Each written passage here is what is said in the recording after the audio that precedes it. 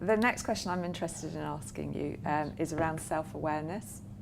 So that, and when we talk about self-awareness in alignment to kind of emotional intelligence, we're not just talking about awareness of your thoughts, but awareness of your emotions. So from a physiology perspective, so what are you experiencing? So when you're excited, when you're nervous, what goes on for you, and how do you manage your emotions intelligently in order to lead others? So, for example, if you talked about sometimes it's frustrating, sometimes it's, yes. There's been situations.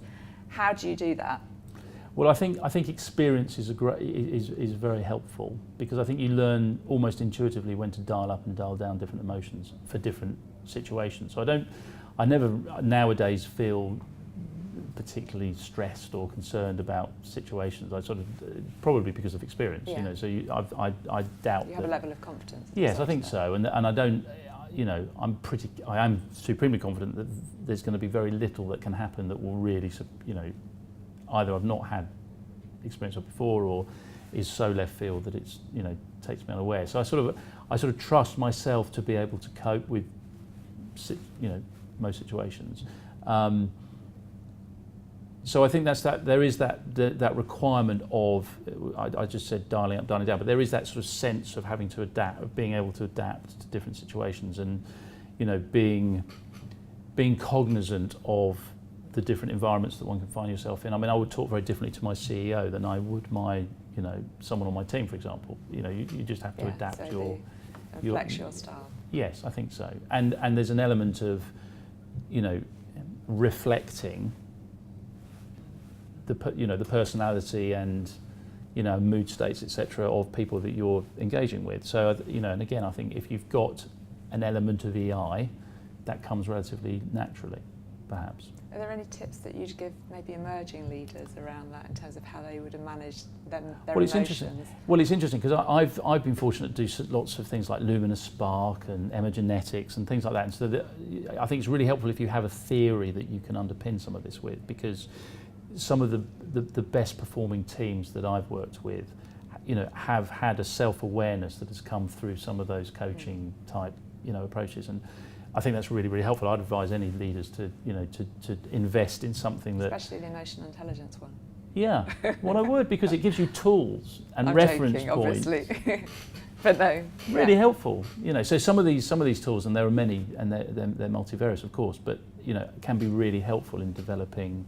Yeah, and it dynamics. is critical, and I'm really passionate about it. But that thing around actually our personality type, preferences, and profile really do dictate our emotional intelligent habits and therefore our behaviours. So, but having that self-awareness, which sometimes those programs can give you if you don't already have it, and no one. Maybe they do. I personally don't tend to, or haven't previously thought, am I a red, yellow, green, or blue, or am I, or the Myers-Briggs, or that, having it written down is often quite helpful as a reference point, because it informs how you're interacting with others, I think.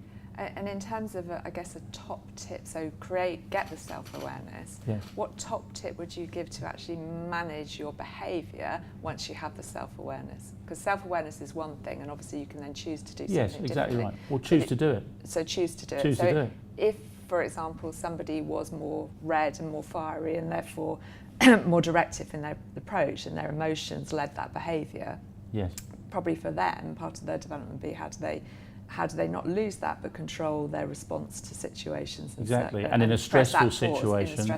Yes, how do they then manage? What advice would you give to somebody to manage themselves in a stressful situation, so manage their emotional? Well, essentially, I guess in a way it's simply a muscle that needs exercising, and the more you, being conscious about it first and foremost, and forcing yourself to think about that, is I think really, really helpful, because if you're conscious of it, then you're more likely to do something about it. I think also I think it's really important to ask your colleagues and the people that you work with how they feel about your interaction. So I very actively encourage my guys to talk to me about how I make them feel, whether it's what works for them, what doesn't work for them, etc. And I do listen and respond to that. Okay. So I think that's helpful in developing yourself anyway. And then it's choosing what you do with that information, isn't it? It's all about choice. Everyone has a choice in every respect. I agree with you.